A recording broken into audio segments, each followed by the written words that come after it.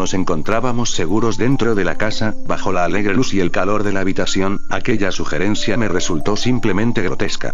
Fuera, en la oscuridad de ese incómodo bosque, algo en mi interior había temblado y estaba dispuesto a creer en cualquier horror. Pero ahora el sentido común se revelaba. ¿No querrás decirme que crees en esa basura? Lo mismo podrías decir que era un unicornio. Y además, ¿qué es un elemental? ¿Quién ha visto nunca a uno, salvo esas personas que escuchan golpes en la oscuridad y dicen que los ha producido su tía fallecida? Entonces, ¿qué es?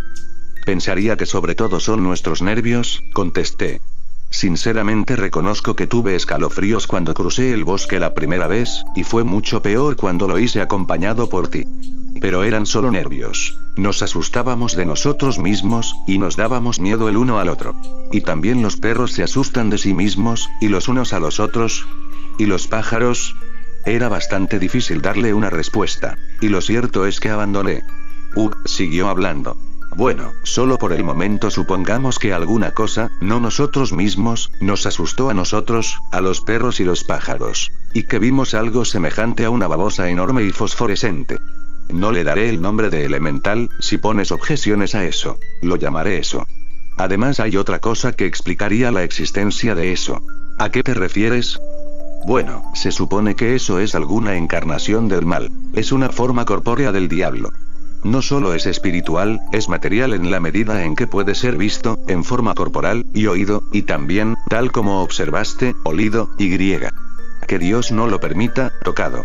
Entonces se mantendrá vivo alimentándose. Y eso explica quizás la razón de que todos los días, desde que estoy aquí, he encontrado en el montículo hasta media docena de conejos muertos. Armiños y comadrejas, dije. No, no son armiños ni comadrejas. Los armiños matan su presa y se la comen. A esos conejos no los habían comido, los habían bebido. ¿Qué demonios quieres decir? Pregunté. Examiné a varios. Solo tenían un pequeño agujero en la garganta, y les habían chupado la sangre. Quedaba solo la piel y los huesos, y una especie de amasijo gris de fibra, como la fibra de una naranja que haya sido succionada. Además había sobre ellos un olor horrible. ¿Y aquello que vislumbraste se parecía a un armiño o una comadreja? Se detuvo cuando oímos el tirador de la puerta. Ni una palabra a Daisy, dijo cuando ésta entró. Os oí llegar, dijo ella. ¿Dónde estuvisteis? Por la finca, contesté yo, y regresamos por el bosque. Es extraño. No vimos ni un solo pájaro. Aunque en parte puede explicarse porque estaba oscuro. Vi que sus ojos buscaban los de pero no encontró allí ninguna comunicación. Imagino que estaba planeando algún ataque a eso al día siguiente, y no deseaba que ella se enterara de lo que estaba tramando. El bosque no es muy popular, dijo él. Ahí no van ni los pájaros, ni los perros ni Daisy.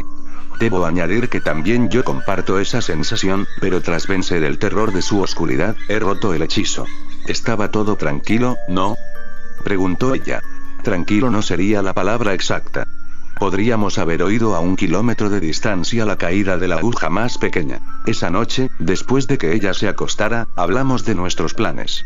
La historia de sobre los conejos succionados era bastante horrible, y aunque no existiera una conexión cierta entre esos cuerpos vacíos de animales y lo que habíamos visto, parecía razonable que existiera dicha relación. Pero en cualquier caso, tal como señaló, lo que podía alimentarse de ese modo no carecía, evidentemente, de un aspecto material, los fantasmas no cenaban, y si aquello era material, era vulnerable. Por tanto nuestros planes eran muy simples. Íbamos a recorrer el bosque de la misma manera que se acerca uno a las perdices en un campo de nabos, cada uno con una escopeta y cartuchos. No puedo decir que disfrutara anticipando la expedición, pues odiaba el pensamiento de aproximarme a ese misterioso habitante de los bosques. Pero sí producía una cierta excitación suficiente para mantenerme despierto mucho tiempo, y para producirme, cuando me dormí, sueños vívidos y terribles. No se cumplió en la mañana la promesa del claro atardecer. El cielo estaba bajo y nuboso y caía una lluvia fina. Daisy tenía que hacer unas compras que la obligaban a ir a la ciudad, y en cuanto partió iniciamos nuestro asunto. El perdiguero amarillo, loco de alegría al ver las escopetas, vino dando saltos con nosotros a través del jardín, pero en cuanto entramos en el bosque regresó cabizbajo a la casa. El bosque tenía una forma aproximadamente circular, con un diámetro de 1 kilómetro. Tal como dije, en el centro había un claro de unos 500 metros de diámetro, rodeado por el anillo de árboles gruesos, y después por un bosquecillo de unos 200 metros de anchura. Nuestro plan era recorrer primero juntos el camino que conducía a través del bosque, con todo el sigilo posible, esperando escuchar algún movimiento de aquello que habíamos ido a buscar. Si no lo lográbamos, penetraríamos en el bosque en una dirección circular y separados el uno del otro por unos 50 metros. Con 2 o 3 de esos circuitos, cubriríamos bastante bien todo el terreno.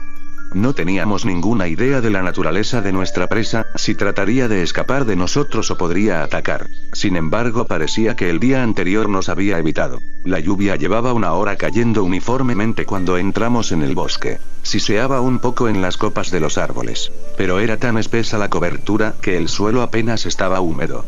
Fuera hacía una mañana oscura. Dentro podría decirse que el sol ya se había puesto y había caído la noche.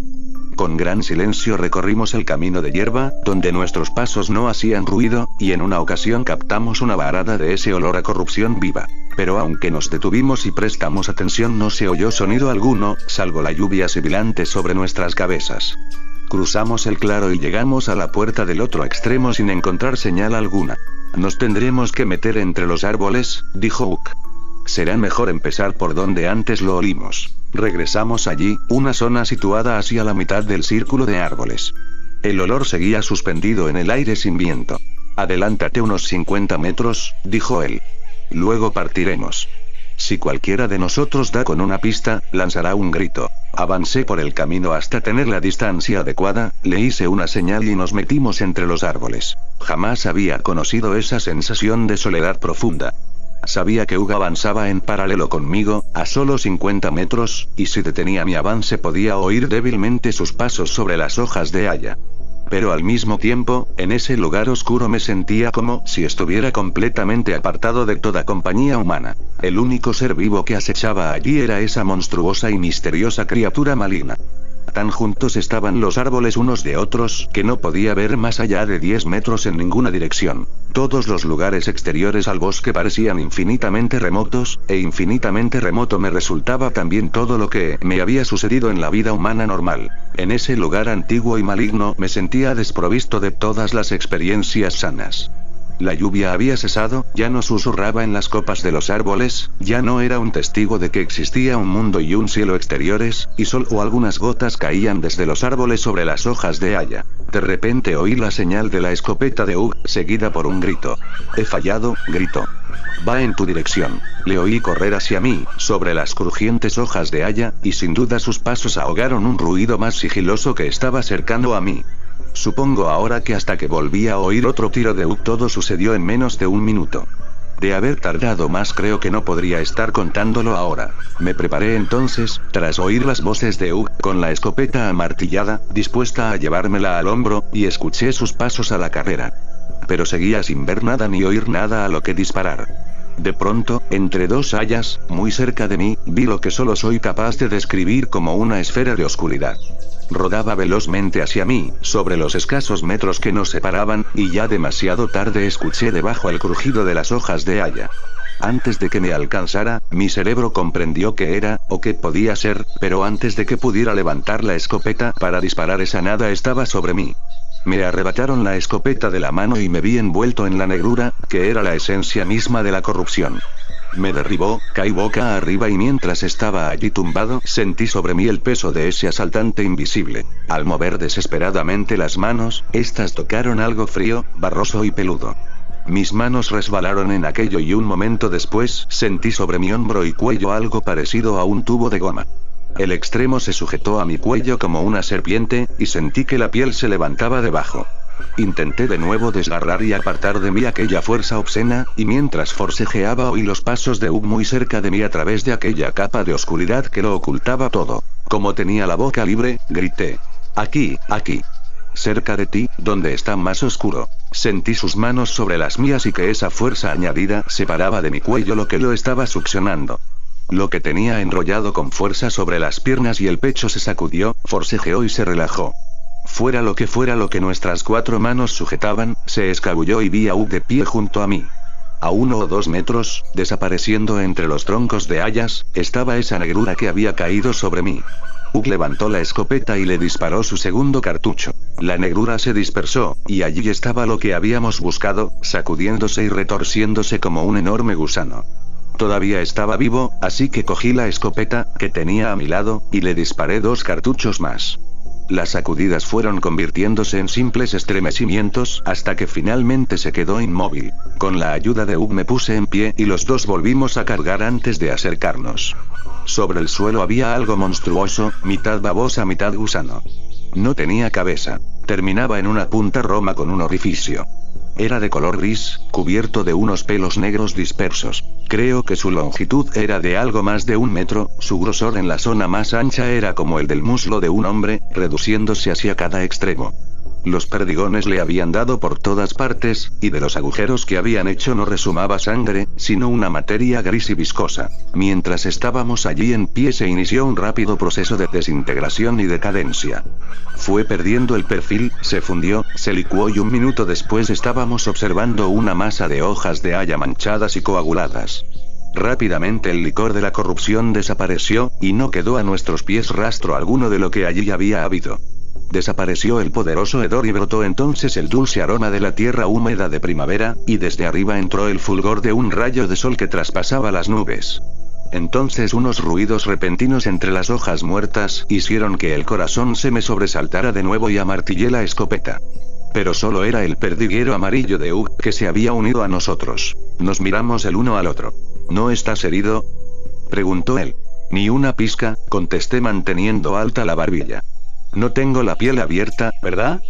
No, solo una marca redonda y rojiza. Dios mío, ¿qué era eso? ¿Qué sucedió? Primero habla tú, respondí. Y empieza por el principio. Di con él de pronto. Yacía enroscado como un perro durmiendo detrás de una gran haya. Antes de que pudiera disparar partió en la dirección en la que sabía que estabas tú, le disparé un cartucho entre los árboles, pero debí fallar, pues oí los crujidos que se alejaban. Te grité y corrí tras él. Había un círculo de oscuridad absoluta en el suelo, y tu voz salía del centro. No podía verte en absoluto, pero al meter mis manos en esa negrura me encontré con las tuyas. También toqué algo más. Regresamos a casa y ya habíamos guardado las escopetas antes de que Daisy regresara de sus compras. También nos habíamos frotado, cepillado y lavado. Ella entró en la sala de fumadores. «Qué perezosos sois», dijo ella. «El tiempo ha aclarado y todavía estáis en casa. Salgamos enseguida». «Ugg me ha contado que te desagrada el bosque», dije yo poniéndome en pie. «Y la verdad es que es un bosque encantador. Ven y lo verás. Él y yo caminaremos a tu lado, cogiéndote de la mano. Y los perros nos protegerán. Ni uno de ellos penetrará 1 metro en ese bosque», dijo ella. «Oh sí, lo harán. Al menos trataremos de que lo hagan. Prométenos que entrarás si ellos lo hacen». Ugg les silbó y emprendimos el camino hacia la puerta. Se sentaron jadeando hasta que la abrimos, y se metieron en la espesura persiguiendo olores interesantes. «¿Y quién decía que no hay pájaros aquí?», preguntó Daisy. «Fijaros en ese petirrojo. Vaya, si son 2. Y parece que están buscando una casa».